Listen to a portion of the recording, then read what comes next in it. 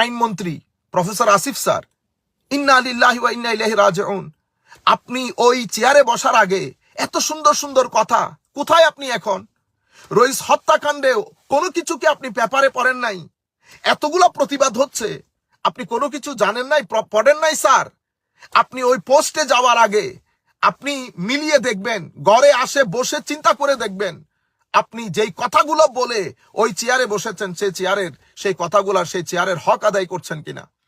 মাননীয় স্বরাষ্ট্র উপদেষ্টা, আপনার বাসায় পদযাত্রা হলো, এতগুলো লাখো মানুষ, হাজারে হাজারে ছেলেপুলে, শুধুমাত্র একটা আশা ভরসা নিয়ে, শুধুমাত্র একটা আপিল নিয়ে আপনার ধার গোড়ায় গেছে।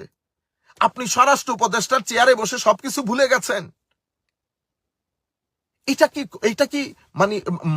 কি মানা যায়? আপনি ঘুমিয়ে গেলেন, কাকে উপদেশ দিয়েছেন, কাকে আদেশ দিয়েছেন, কি হয়েছে একটা আপডেট পর্যন্ত দেন নাই।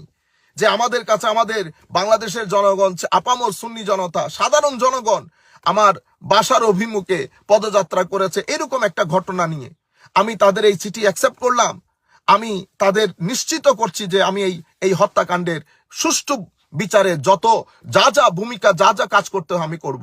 আপনি একটা ওপিনিয়নও ব্যক্ত করলেন না, এত উপরে উঠে গেছেন আপনি। তাইলে কি আমরা ডিক্টেটোরিয়াল রুলে বসবাস করছি? আপনি সিম্পল, আমি আপনাকে আমানত দিয়েছি ওই চেয়ারটা, আপনি ওই চেয়ারের আমানত যদি রক্ষা করতে না পারেন, চেয়ার ছেড়ে দেন। সেই কারণে আমরা ডিক্টেটোরিয়াল রুলই বলি, এটাকে ডিক্টেটোরিয়াল রুল বলে। অর্থাৎ আমি আপনাকে স্যার ডেকে ডেকে আমি আপনাকে দুই হাত নম করে অনুরোধ করতে হচ্ছে, দয়া করে আমার ভাইয়ের বিচার করেন। মাথায় আসে না আপনারা ঘুমান কেমনে?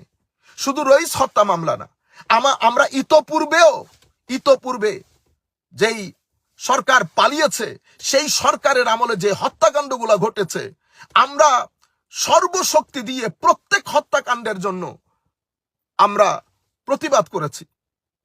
এবং রইস হত্যাকাণ্ডের ব্যাপারেও আমি আমাদের বিভিন্ন মসলকের ভাইদের আমি শুনেছি প্রটেস্ট করতে। সবাইকে আন্তরিক মোবারকবাদ।